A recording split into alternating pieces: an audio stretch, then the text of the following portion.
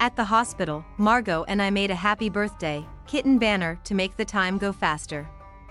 We got out all the paints and craft supplies, and Grandma got annoyed because there was a big mess to clean in the kitchen, colors dripping all over the floor, handprints everywhere. We have a picture of Mommy standing underneath the sign holding Kitty that very first day, eyes tired but bright. Happy, it's our tradition to put the sign on Kitty's door so it's the first thing she sees when she wakes up. I get up really early and hang the sign with care, so the edges don't bend or rip. For breakfast, I make her a Munster cheese omelette. With a ketchup bottle, I squeeze out a cat face with a heart around it. We have a celebrations drawer, which is birthday candles, paper hats, tablecloths, emergency birthday cards. I take out the paper hats and put one on my head, jauntily to the side. I set one each by Kitty and Daddy's plate, and I put one on Jamie Foxpickle too. He is not into it, but I'm able to get a picture before he knocks the hat off. Daddy's prepared Kitty's favorite lunch to take to school. A brie sandwich and chips, plus a red velvet cupcake with cream cheese frosting. Kitty delights in the place settings and in her cat face omelet. She claps and laughs like a hyena when the rubber band on Daddy's hat snaps, and the hat springs off his head. Truly, there's no happier birthday girl than our Kitty. "Can I wear your sweater with the daisies on it?" she asks me, her mouth full of omelet. I glance at the clock. "I'll go get it, but you have to eat fast. He'll be here any minute." When it's time to leave, we put on our shoes, kiss Daddy goodbye, and tumble out the front door. Waiting for us on the street in front of his car is Peter with a bouquet of cellophane-wrapped pink carnations. "Happy birthday, kid," he says. Kitty's eyes bulge. "Are those for me?" He laughs. "Who else would they be for? Hurry and get in the car." Kitty turns to me, her eyes bright, her smile as wide as her face. I'm smiling too. "Are you coming too, Lara Jean?" I shake my head. "No, there's only room for two." "You're my only girl today, kid," Peter says, and Kitty runs to him and snatches the flowers out of his hand. Gallantly, he opens the door for her. He shuts it and turns and winks at me. "Don't be jealous, Covey." I've never liked him more than in this moment. Kitty's birthday party with all her friends won't be for a few weeks. She insisted on a sleepover, and Daddy's on call for weekends in February. Tonight, we'll celebrate with a family dinner. One of Daddy's most go-to dinners is roast chicken. He calls it the house specialty. He'll slather it in butter, pop an onion and an apple inside, sprinkle some poultry seasoning, and stick it in the oven. Usually a potato in some form as the side. Tonight I've mashed sweet potatoes and sprinkled brown sugar and cinnamon on top, then put them under the broiler so the sugar burns like creme brulee. Kitty is in charge of setting the table and putting out the condiments. Texas Pete's hot sauce for Daddy. Mustard for Kitty, strawberry jam for me. Chutney for Margot if she were here. "What kind of sauce did Mommy like with her chicken?" Kitty asks me suddenly. "I can't remember," I say. We both look at Daddy, who is checking on the chicken. "Did she like mustard like me?" she asks. Closing the oven door, Daddy says, "Well, I know she liked balsamic vinegar." A lot. A lot. "Just on chicken?" Kitty asks. "On everything, actually. Avocados, with butter on toast, tomatoes, steak." I filed this away under miscellaneous facts about M. "Are you guys ready to eat?" Daddy asks. "I want to get this bird out while it's still nice and juicy." "In a minute," Kitty says, and literally a minute later the doorbell rings. Kitty springs into action. She comes back with Ms. Rothschild from across the street. She's in skinny jeans and a black turtleneck sweater and high-heeled boots, a chunky black and gold necklace around her neck. Her mahogany brown hair is half up, half down. She's carrying a wrapped present in her hands. Jamie Foxpickle's puppy legs can't get to her fast enough. He is sliding all over the place, wagging his little tail. Laughing, she says, "Well, hello, Jamie." She sets her gift on the counter and kneels down and pets him. What's up, everybody? Hi, Ms. Rothschild, I say, Trina. Daddy says, surprised. Ms. Rothschild lets out an awkward laugh. Oh, did you not know I was coming? Kitty invited me when she was over with Jamie today. She reddens. Kitty, she chides, I did tell him, it's just that Daddy's absent-minded. Kitty says, Ms. Rothschild says, giving her a look, which Kitty pretends not to see. Well, thank you anyway.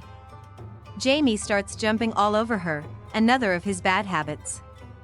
Ms. Rothschild sticks her knee out and Jamie settles down immediately. Sit, Jamie. And then he actually sits. Daddy and I exchange an impressed look. Clearly Jamie needs to continue under Ms. Rothschild's tutelage. Trina, what can I get you to drink? Daddy asks her. I'll have whatever's open, she says. I don't have anything open, but I'm happy to open whatever you like. Ms. Rothschild likes Pinot Grigio, Kitty says. With an ice cube. She turns even redder. God, Kitty, I'm not a lush. She turns to us and says, I'll have a small glass after work, but not every night. Daddy laughs. I'll put some white wine in the freezer. It'll get cold soon. Kitty looks pleased as punch, and when Daddy and Ms. Rothschild go into the living room, I grab her by the collar and whisper, What are you up to? Nothing, she says, trying to squirm away. Is this a setup? I hiss, so what if it is? They'd be a good match. Huh? What makes you say that? Kitty ticks off her fingers. She loves animals, she's hot, she makes her own money, and I like her. All of that. Does sound good. Plus she lives across the street, which is convenient. Do you think Ms. Rothschild watches documentaries?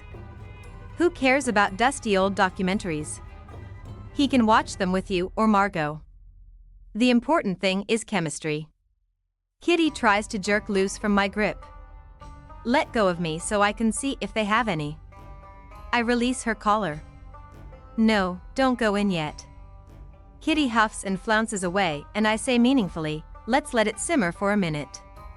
She stops short and then gives me an appreciative nod.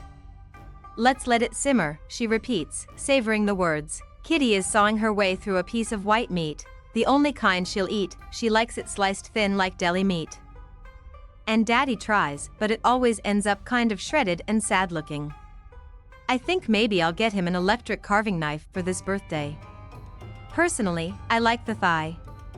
I honestly don't know why anyone would bother eating anything but thigh if they had the choice. When Ms. Rothschild shakes some hot sauce on her chicken, Kitty's eyes glow like a lightning bug. I make note of the way Ms. Rothschild laughs at Daddy's corny jokes with sincerity. I also appreciate the way she goes wild for my snickerdoodles. I threw some frozen ones in the oven when Daddy put the coffee on. I love how this cookie is crunchy but also soft. You're telling me you made this from scratch? Always. I tell her, well, give me the recipe, girl. Then she laughs. Wait, don't bother. I know my strengths, and baking is not one of them. We'll share with you anytime. We always have lots of cakes and cookies, Kitty says, which is rich coming from her, because it's not like Kitty ever helps. She only shows up for the fun parts, the decorating and eating. I sneak a look at Daddy, who is placidly sipping his coffee. I sigh. He's completely oblivious. We all do the washing up and wrapping up of leftovers together, and it feels very natural. Without anyone telling her, Ms. Rothschild knows to hand wash the wine glasses and not put them in the dishwasher, and on the first try she finds the aluminum foil and plastic wrap drawer. Which might say more about Margot's organizational skills than Ms. Rothschild's intuition, but still. I think I could see her fitting in with us pretty seamlessly. And, as I said, she does live across the street, which is convenient. People say absence makes the heart grow fonder, but I think they're wrong. Proximity makes the heart grow fonder. As soon as Ms. Rothschild's gone home and Daddy's in his study, Kitty pounces on me in my room, where I'm setting out school clothes. Navy sweater with a fox on it that I've been saving for a rainy day, mustard yellow skirt. Knee socks, well? She demands. She has Jamie Foxx pickle in her arms. I like the way she started saran wrapping things. That was some good initiative, I say, pinning a tortoiseshell bow in my hair and checking it out in the mirror. She also complimented my snickerdoodles a lot, which I appreciated. But I don't know if I necessarily saw any sparks with Daddy. I mean, did you think he seemed interested? I think he could be if she gave him a chance. She was dating a guy from her office, but it didn't work out because he reminded her of her ex-husband. I raise my eyebrows. It sounds like you guys have had some serious talks. Proudly Kitty says, she doesn't treat me like a little kid. If Kitty's that crazy about her, that says a lot. Well, she might not be Daddy's type, but if we keep throwing them together, who knows? What do you mean she might not be Daddy's type? Her style seems really different than Mommy's. Doesn't she smoke? Daddy hates that. She's trying to quit. She's got an electronic cigarette now. Let's keep inviting her to things and see what happens, I say, picking up my hairbrush. Hey, do you think if you watched a video, you could give me a little side cornrow? I could give it a shot, Kitty says. Curl the ends first and then check. With me after I watch my shows. Got it. The next time Margot and I video chat, I break the news to her. She's sitting at her desk, wearing a Farrell sweater, light blue and hunter green, and her hair is wet. She has a St. Andrew's mug she's drinking tea out of. That's a cute sweater, I say, nestling my laptop on my thighs and getting cozy against my pillows. So guess who Kitty's been trying to set Daddy up with? Who? Ms. Rothschild. Margot practically chokes on her tea. From across the street? You've got to be kidding me. That's literally the craziest thing I ever heard. Really? You think so? Yes. Don't you? I don't know. Kitty's been spending a lot of time with her because she's teaching her how to train Jamie. She seems pretty nice. I mean, sure, she's nice, but she wears so much makeup and she's always spilling hot coffee all over her cleavage and shrieking like a banshee. Remember how she and her ex-husband used to get into those screaming matches in their yard? Margot shudders. What would she and Daddy even have to talk about? She's like a real housewife of Charlottesville. Except she's divorced. She did mention that Real Housewives is her favorite show, I admit, feeling like a tattletale. But she said it's a guilty pleasure. Which city? I think all of them? Lara Jean, promise me you won't let her get her hooks in Daddy. He doesn't know the first thing about dating in the 21st century. And she'll just eat him alive. He needs to be with someone mature, someone with wisdom in her eyes. I snort. Like who? A grandma? If so, I know a few from Bellevue I could set him up with. No, but someone who's at least the same age as him. She should be sophisticated, but also enjoy nature and hiking and that kind of thing. When's the last time Daddy hiked? Not for years, but that's the point, he needs a woman who will encourage those kinds of interests. Keep him active, physically and mentally. Giggling, I say, and sexually? I simply cannot resist the joke, or the opportunity to gross Margot out, EW. She screams. You're depraved. I'm just joking. Advertisement, I'm hanging up on you right now. No, don't. If Ms. Rothschild isn't the one, I was thinking he should try online dating. I've found a dating site for him and everything. He's a handsome guy, you know. And at Thanksgiving, Grandma was bugging him about dating more. She says it's not good for a man to be alone. He's perfectly happy. She pauses. Isn't he? I think he's perfectly content? But that's not the same thing as happy, is it? Go, I hate to think of him being lonely. And the way Kitty's so bent on setting him up with Ms. Rothschild, it makes me think she's longing for a mother figure. Margot sighs and takes a sip of tea. Okay, work on his profile and send me the login info so I can weigh in on everything. We'll handpick a few and present him with a really curated selection so he doesn't get overwhelmed. Impulsively I say, why don't we hold off until we see how this thing with Ms. Rothschild plays out? We should at least give her a chance, don't you think? For Kitty's sake. Margot sighs again. How old do you think she is? Like, 39? 40? Well, she dresses much younger. You shouldn't hold that against her, I say, though I will admit to feeling slight discomfort when she said we shop at the same places. Does that mean she dresses too young, or I dress too old? Chris has called my style Granny meets little girl chic and Lolita went to library school. Which reminds me. Hey, if you see any cute kilts, will you bring one back for me? Red tartan, maybe with a big safety pin button? I'll keep my eyes open for you, she promises.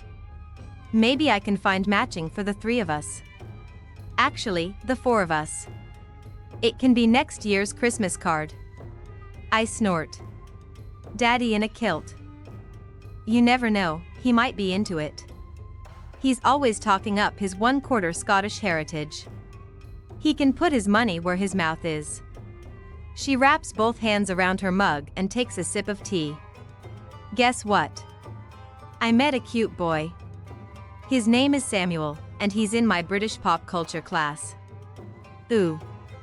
Does he have a posh accent? Indubitably, she says in a posh English accent. We both giggle. We're meeting up at a pub tonight. Wish me luck. Luck.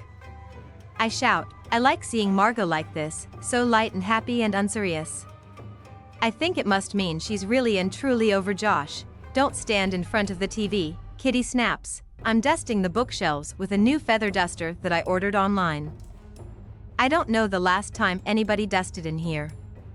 I whirl around and say, why are you being such a mean little crabapple today? I'm just in a mood, she mutters, stretching her string bean legs out in front of her. Shanae was supposed to come over today, and now she isn't. Well, don't take it out on me. Kitty scratches her knee. Hey, what would you think about me sending Ms. Rothschild a Valentine on Daddy's behalf? Don't you dare. I shake my feather duster at her. You've got to stop with this meddling habit of yours, Catherine. It's not cute. Kitty gives me a deep eye roll. Ugh, I never should have told you. Too late now. Look, if 2 people are meant to be, they'll find their way to each other. Would you and Peter have found your way to each other if I hadn't sent those letters? She challenges, point 1 for Kitty. Probably not, I admit, no, definitely not. You needed my little push. Don't act like sending my letters was some altruistic act on your part. You know you did it out of spite. Kitty sails right past that and asks, what does altruistic mean? Selfless, charitable, generous of spirit, aka the opposite of you. Kitty shrieks and lunges at me, and we struggle briefly, both of us breathless and giggling. And bumping into the shelves. I used to be able to disarm her with not much effort, but she's gaining on me. Her legs are strong, and she's good at wriggling out of my grasp like a worm. I finally get both her arms behind her back, and she yells, I give, I give. As soon as I release her, she jumps up and attacks me again, tickling under my arms and going for my neck. Not the neck, not the neck. I shriek. The neck is my weak spot, which everyone in my family knows. I fall to my knees, laughing so hard it hurts. Stop, stop. Please. Kitty stops tickling. And that's me being altruistic, she says. That's my altruicity. Altruism, I pant, I think altruicity works too. If Kitty hadn't sent those letters, would Peter and I still have found our way to each other? My first impulse is to say no, but maybe we would have kept going down different paths and converged at some other fork in the road. Or maybe not, but either way, we're here now. Tell me more about your young man, Stormy says. We're sitting cross-legged on her floor, setting aside pictures and mementos for her scrapbook. She was the only one to show up for scrapbooking to the oldies today, so we moved it over to her apartment. I'd worried Jeanette would notice the low attendance, but since I started volunteering, she hasn't so much as popped her head in. All the better. What do you want to know about him? Does he play any sports? He plays lacrosse. Lacrosse? She repeats. Not football or baseball or basketball. Well, he's very good. He's being recruited by colleges. Can I see a picture of him? I get my phone out and pull up a picture of the two of us in his car. He's wearing a hunter green sweater that I think he looks particularly handsome in. I like him in sweaters. I get the urge to cuddle and pet him like a stuffed animal. Stormy looks at it closely. Huh, she says. Yes, he is very handsome. I don't know if he's as handsome as my grandson, though. My grandson looks like the young Robert Redford. Whoa, I'll show you if you don't believe me, she says, getting up and rooting around for a picture. She's opening drawers, moving papers around. Any other grandmother at Bellevue would already have a picture of her beloved grandson on display, framed above the TV or on the mantle. Not Stormy. The only pictures she has framed are pictures of herself. There's a huge black and white bridal portrait in the entryway that takes up nearly the whole wall. Though I suppose if I was once that beautiful, I would want to show it off too. Huh. I can't find a picture. You can show me next time, I say, and Stormy lowers herself back down on the couch. She puts her legs up on the ottoman. Where do young people go these days for a little alone time? Is there no lookout point type of place? She's definitely digging for information. Stormy's a bloodhound when it comes to sniffing out juicy goods, but I'm not giving up a thing. Not that I even have much juice to offer her, I don't know. I don't think so. I busy myself with cleaning up a pile of scraps. She starts to cut up some trimmings. I remember the first boy I ever went parking with. Ken Newberry. He drove a Chevy Impala. God, the thrill of a boy putting his hands on you for the first time. There's nothing quite like it, is there, dear? Where's that stack of old Broadway playbills you had? We should do something with those, too. They might be in my hope chest. The thrill of a boy putting his hands on you for the first time. I get a shivery feeling in my stomach. I do know that thrill. I remember it perfectly, and I would even if it hadn't been caught on camera.